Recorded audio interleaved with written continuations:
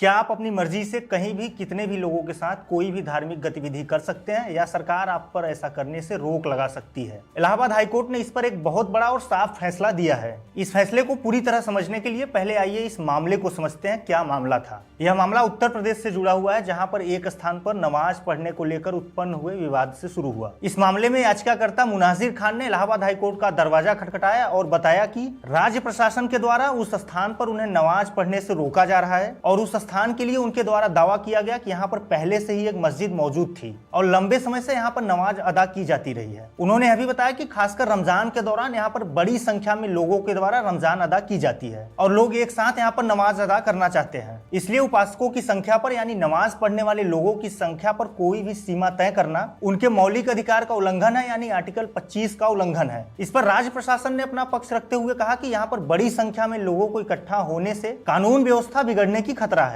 इसलिए प्रशासन ने एहतियात के तौर पर नमाज पढ़ने वाले लोगों की संख्या सीमित कर दिया। लेकिन कोर्ट ने प्रशासन के इस निर्णय को खारिज कर दिया और इसी के साथ कोर्ट ने एक बड़ी बात कहा कि कानून व्यवस्था को बनाए रखना राज्य प्रशासन की जिम्मेदारी है और ऐसा करने में राज्य प्रशासन लोगों के अधिकार को सीमित नहीं कर सकता। कोर्ट ने यह भी स्पष्ट किया कि सिर्फ डर और संभावना के आधार पर कोई भी धार्मिक गतिविधि पर रोक नहीं लगाई जा सकती। कोर्ट ने कहा कि ऐसी गतिविधियों पर रोक लगाने के लिए ठोस कारण और सबूत का होना बहुत जरूरी है। अब इस फैसले को आप दो लाइन में समझिए। कोर्ट ने कहा कि आप अपनी निजी जमीन या घर पर कोई भी धार्मिक गतिविधि कर सकते हैं और इसमें आने वाले लोगों की संख्या सीमित नहीं की जा सकती। लेकिन अगर आप किसी दूसरे धर्म के खिलाफ बोलते हैं या फिर माहौल खराब करते हैं तो ऐसी स्थिति में कानून लागू होगा। लेकिन साफ कहा कि धर्म की आजादी है, लेकिन शांति और कानून सबसे ऊपर है। ये तो रहा ये मामला और इससे जुड़ा ये फैसला। लेकिन इस फैसले में और इस मामले में बार बार जिक्र आया आर्टिकल 25 का। आइए समझते हैं क्या है आर्टिकल 25 और क्या कहता है। भारतीय संविधान का आर्टिकल 25 हर व्यक्ति को धर्म की आजादी देता है। अगर सीधे शब्दों में समझें तो हर व्यक्ति को अधिकार देता है कि वह अपनी अंतरात्मा के अनुसार विश्वास रखे, अपने धर्म का पालन करे और अपने धर्म का प्रचार करे। इसका मतलब यह है कि मंदिर, मस्जिद या चर्च, आप अगर इनमें से किसी में भी विश्वास रखते हैं तो वहां पर जाकर अपनी धार्मिक गतिविधि कर सकते हैं। आप अपने धर्म के रीति रिवाज को मान सकते हैं। आप अपने धर्म के बारे में दूसरों को बता भी सकते हैं। ये तो रहे आर्टिकल 25 के तहत आपके अधिकार, लेकिन इससे कुछ लिमिटेशंस भी हैं। यानी आर्टिकल 25 कुछ शर्तों के अधीन है, जैसे पब्लिक ऑर्डर, मोरालिटी और हेल्थ। इनका मतलब है अगर आपकी धार्मिक गतिविधि से दंगा हो सकता है, समाज में तनाव पैदा हो सकता है या लोगों की सुरक्षा खतरे में पड़ सकती है,